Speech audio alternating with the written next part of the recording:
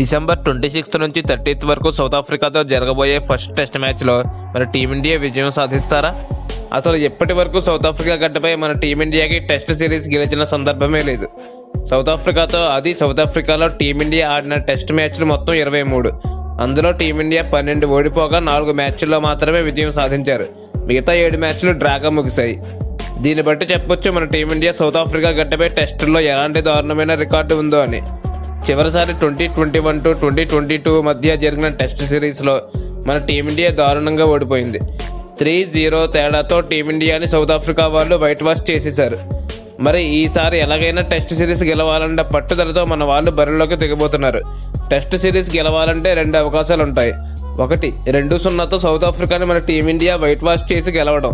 ఇంకొకటి ఒక test match గెలిచి మిగిలిన టెస్ట్ డ్రాగా చేసుకున్న సందర్భంలో 1-0 తేడాతో గెలిచే అవకాశం ఉంటుంది. కాబట్టి మన వాళ్ళు పట్టుదలతో టెస్ట్ సిరీస్ గెలవాలని చూస్తారు. ఇప్పటిదాకా మన టీమిండియా అన్ని జట్లను వారి వారి దేశాల్లో ఓడించడం మనం చూసాం.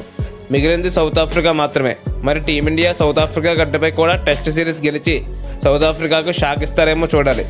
ఒకసారి టీమిండియా ప్లేయింగ్ 11 గురించి మాట్లాడుకుంటే ఓపెనర్స్గా రోహిత్ శర్మ, యశస్వి జైస్వాల్ ఆడతారు. జైస్వాల్ వెస్టిండీస్తో టెస్ట్ సిరీస్లో ఓపెనర్గా డెబ్యూ మ్యాచ్లో అదరగొట్టేశాడు. తన గురించి పెద్దగా దిగులు లేదు. 1 డౌన్లో వచ్చే ప్లేయర్ శుభ్మన్ గిల్. మరి చివరిసారి వెస్టిండీస్తో జరిగిన టెస్ట్ మ్యాచ్లో గిల్ టీమిండియా తరపున 1 డౌన్లో ఆడడం మనం చూసాం. అసలు ఆ సిరీస్లో పెర్ఫామ్ చేసిందే లేదు. చూడాలి మరి గిల్ 1 డౌన్లో ఎలా సెట్ అవుతాడనేది. ఇక 4th ప్లేస్లో కింగ్ కోహ్లీ ఆడతాడు. కోహ్లీ గురించి ఎంత చెప్పుకున్నా తక్కువే. ఎవరు పెర్ఫామ్ చేసినా చేయకపోయినా సౌత్ ఆఫ్రికాలో కోహ్లీ మాత్రం పెర్ఫామ్ చేస్తూనే ఉంటాడు. ఇక 5th and 6th ప్లేస్లో ఆడబోయే players Shreyas Iyer and KL Rahul. ఇద్దరే ఒకేలాంటి ప్లేయర్స్. సందర్భాన్ని బట్టి బ్యాటింగ్ చేయగల సత్తా ఉన్న ప్లేయర్స్, పైగా మంచి ఫామ్లో ఉన్నారు.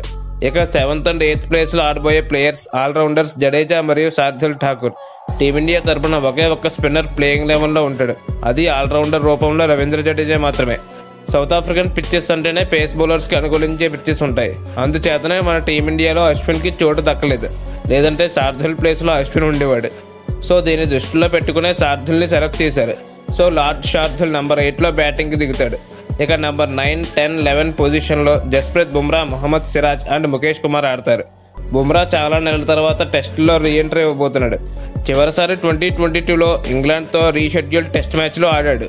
ఆ టెస్ట్ మ్యాచ్లో బౌలింగ్ ఎలా ఉన్నా బ్యాటింగ్ ఎలా ఆడాడో మనం చూసే ఉంటాం.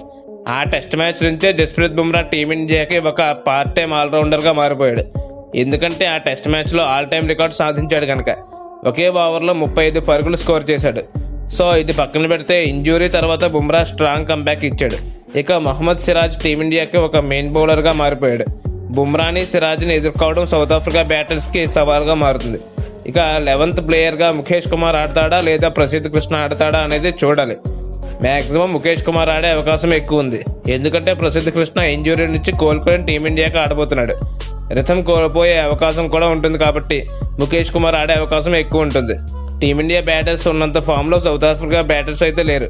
సో బ్యాటింగ్లో టీమిండియాతో పోలిస్తే సౌత్ ఆఫ్రికా కాస్త వీక్గా ఉందనే చెప్పొచ్చు. ఎటు వచ్చి వాళ్ళ బౌలింగే మన బౌలింగ్ కన్నా స్ట్రాంగ్గా ఉంటుంది. ఎందుకంటే మనం ఆడబోయేది పేస్ బౌలింగ్కి అనుకూలించే పిచ్చెస్లో. సో సౌత్ ఆఫ్రికాకి హోమ్ అడ్వాంటేజ్ కూడా ఉంటుంది. ఈ సిరీస్లో హైలైట్ ఏంటంటే మన బౌలర్స్ ఎలా క్విక్ అవుతారనేదే చూడాలి. ఇక టీమిండియా బ్యాటింగ్ బలం అయితే విరాట్ కోహ్లీ అనే చెప్పాలి. ఇక ఫైనల్లీ టీమిండియా సౌత్ ఆఫ్రికా గడ్డలో వైట్ వాష్ చేయాలని కోరుకుంటున్నా. Thanks for watching.